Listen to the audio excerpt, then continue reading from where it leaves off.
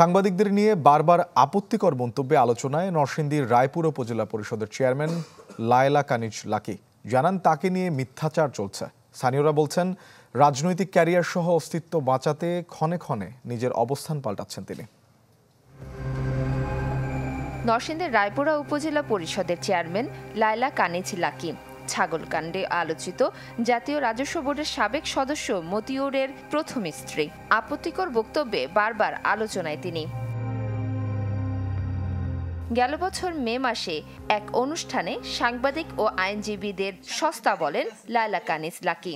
সারা বিশ্বে উকিল আর সাংবাদিক অনেক সস্তায় পাওয়া যায়। চলতি মাসে সাংবাদিকদের নিয়ে ফের আপত্তিকর মন্তব্য করে আলোচনায় আসেন মতিউরের স্ত্রী।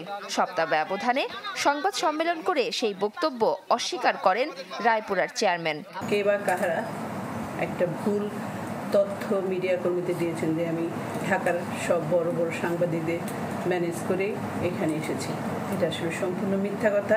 আমি এরকম কথা বলি নাই। নগদের কাছে সব গ্রাহকই প্রিয়, তাই তো সারা দেশে ক্যাশ আউট চার্জ সবচেয়ে কম।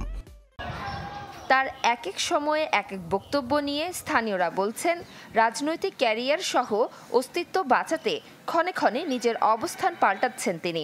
আত্মরক্ষার জন্য তারা নানান রকম অবস্থানে যাবে, কথা বলবে, রাজনৈতিক নেতাদের উপরে দোষারোপ করবে। রাজনৈতিক নেতারাও কিন্তু তাদের দায় এড়াতে পারবে না। যখনই উনি বিপদে পড়ছে তখনই এই কথা বলে, আবার এর 2 থেকে 3 দিন পরে বলতেছে না আমি সাংবাদিকদের এরকম কোনো কথা বলিনি।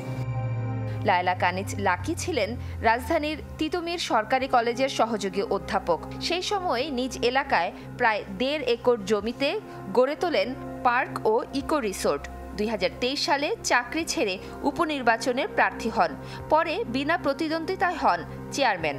তার হাজব্যান্ড ডক্টর মতিউর যেখানে হাত দিছে সেখানে মনে হয় যে সোনা পোলাইছে আর কি। তো তার আত্মীয় স্বজন যেখানে আছে সব জায়গায় তো বড় বড় সম্পদের পাহাড়।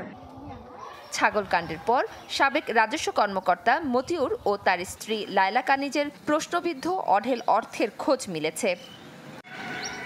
Desk report, channel 24।